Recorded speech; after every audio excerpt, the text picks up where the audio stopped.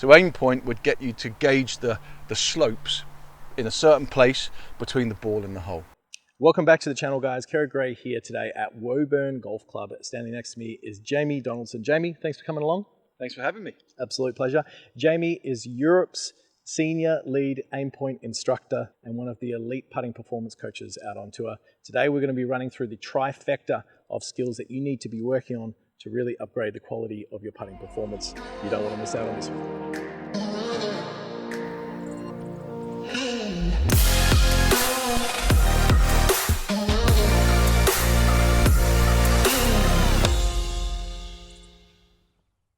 The average recreational golfer coming here and they don't really have a concept or an idea of how to map up where they should start their ball online, right? And in both of our coaching practices, more often than not, we find that, or for me, whenever I'm running an evaluation through with a player, they generally read it probably only about a third of what it actually is. Absolutely, yeah. I think half is even at tour level, half is probably the most average. Yeah.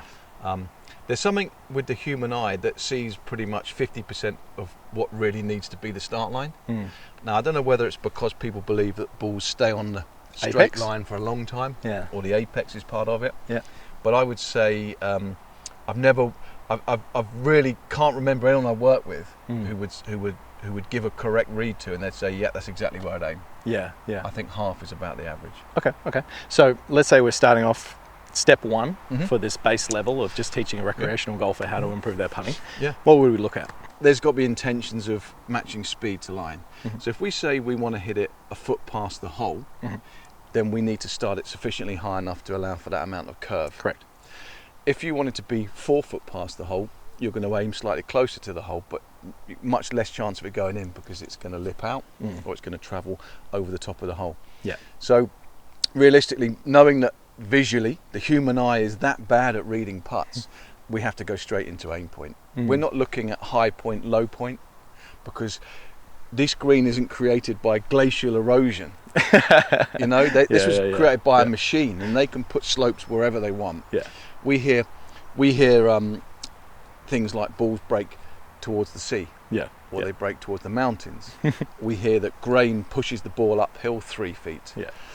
Realistically, the ball follows slope. The ball goes downhill. It breaks because gravity works upon encourages it. And they can put slopes wherever they want in a green. So one of the first things you've got to realise is the ball only knows what it rolls across. Correct. So instead of looking for high points and low points, we need to measure what's happening through the putt. So Aimpoint would get you to gauge the slopes in a certain place between the ball and the hole. So what happens is we can ignore the first third and we can ignore the last third. And we're only measuring in the middle third realistically. That's the area that affects the ball the most.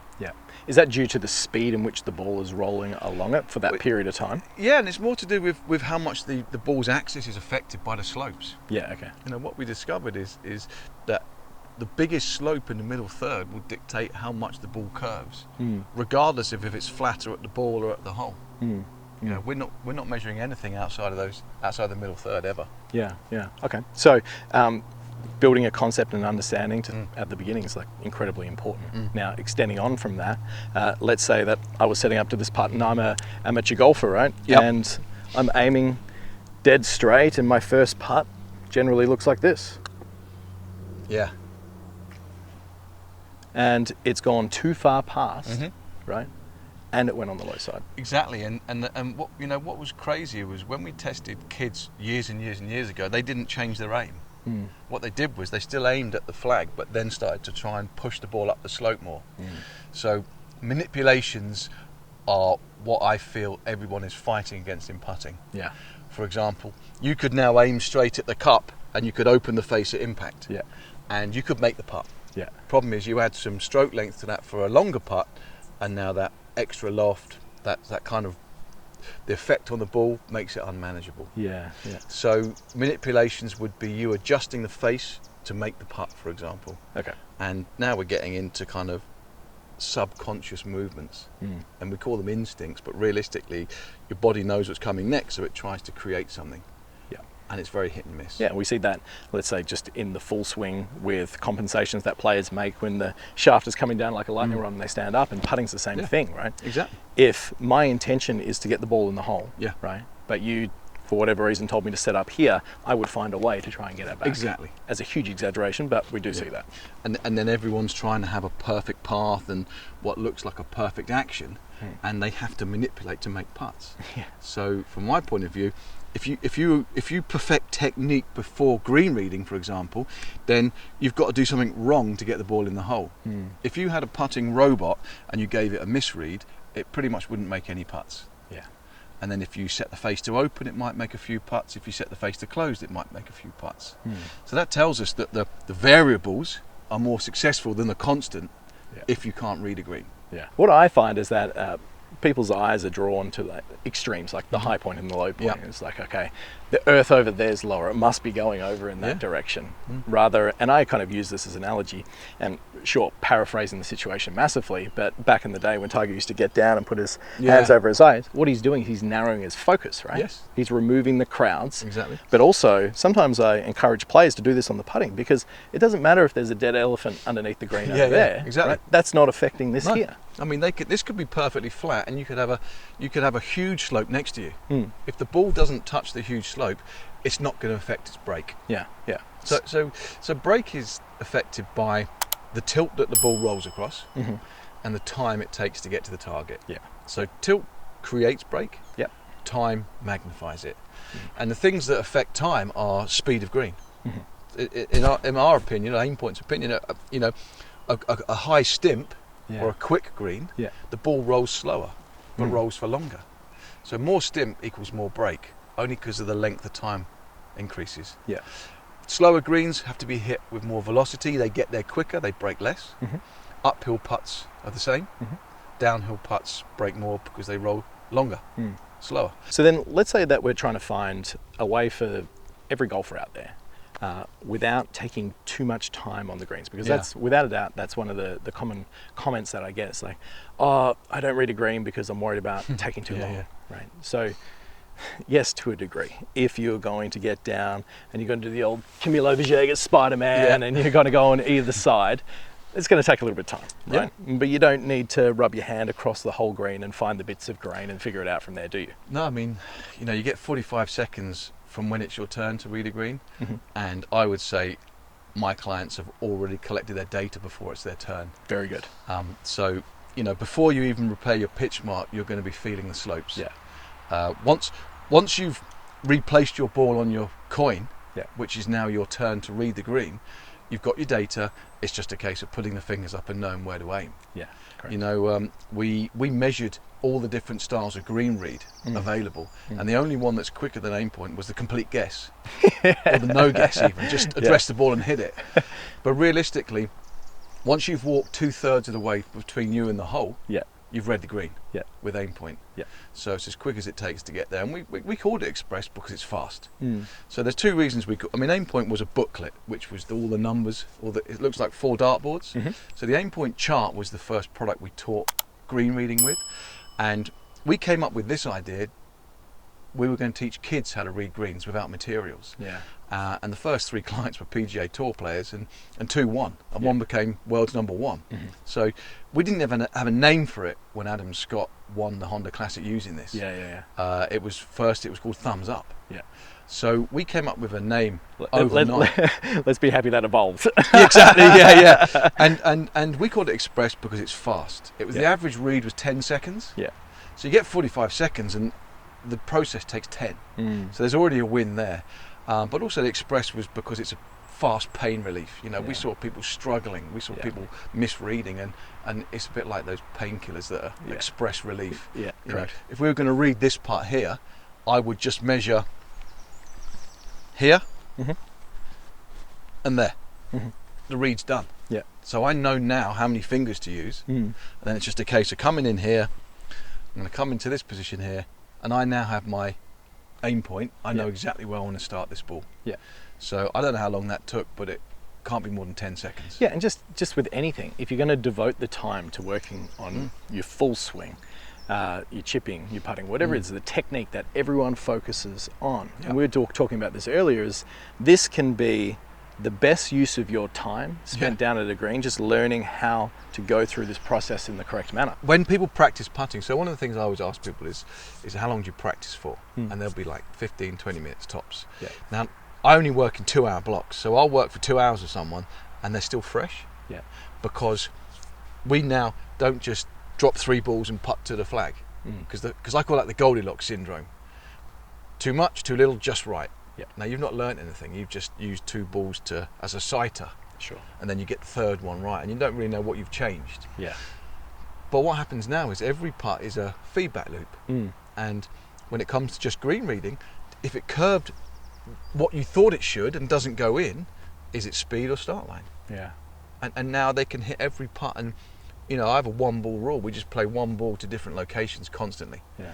Because if you hit the same putt twice, you're more than likely going to open or shut the face to make the next one, as opposed to adjust your read.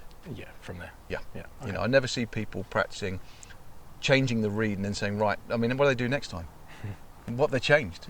You know, aim points in units of percentage, 1, 2, 3, 4. Now, if you ask someone who doesn't use aim point where they aim, they say, you know, that spot there. Yeah. Now, if it's let's say it's a 15-inch gap, is that 5 lots of 3? Or is that 1 unit? You know, what's the change? Yeah. How would you reduce that or increase it if your ball misses?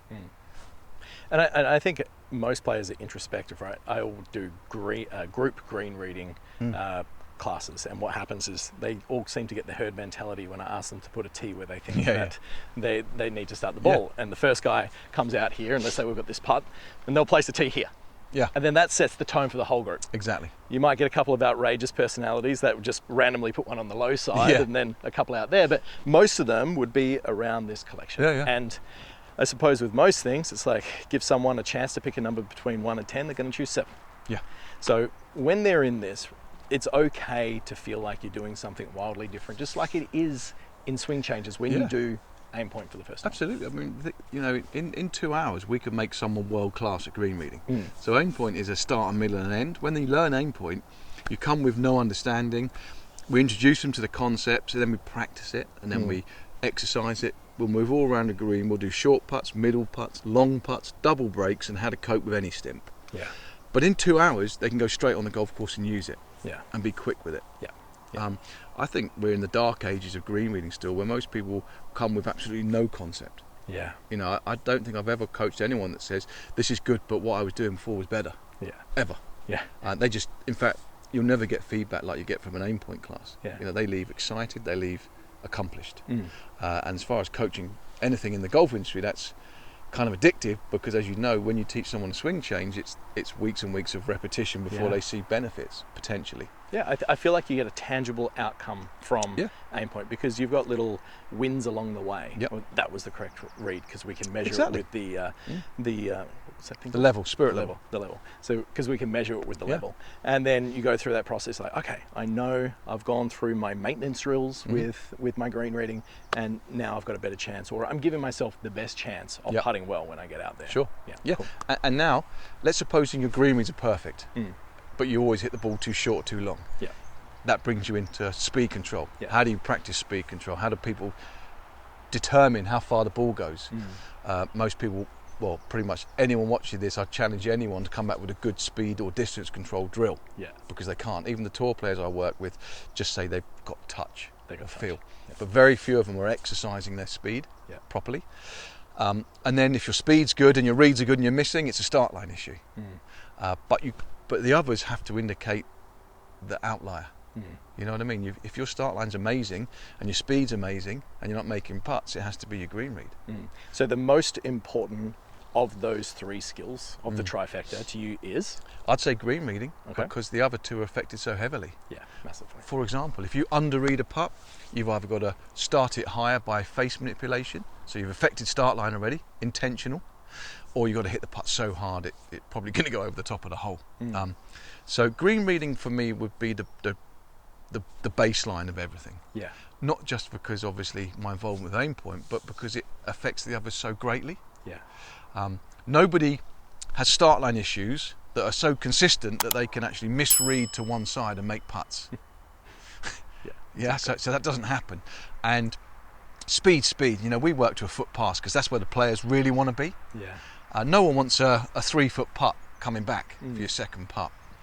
And would you say that the foot past is just to allow for imperfections of the green and a bit of variance with your read? Yeah, you've got to be 6 inches past the cup, because in the last 6 inches the ball oscillates or wobbles. Mm-hmm. When you get to a foot beyond the cup, the entrance to the hole shrinks. Yeah. So more lip out than lip in. Yeah. So we found that a foot past, anything more than a foot past, you're starting to have a smaller target to go for. Correct. Anything less than 6 inches, you just aren't going to play greens good enough to hold their line. Yeah. And if you do play amazing greens that are blemish free, if you're not in one of the first few groups, then a lot of people have walked over it and it now becomes an issue. Yeah. So and grass grows throughout the day, and all of a sudden that blade's pointing in the wrong direction, takes a little bobble. Totally. I mean, you know, tour events, you could have 200 pairs of feet Yeah. walk around the hole by the time you get there.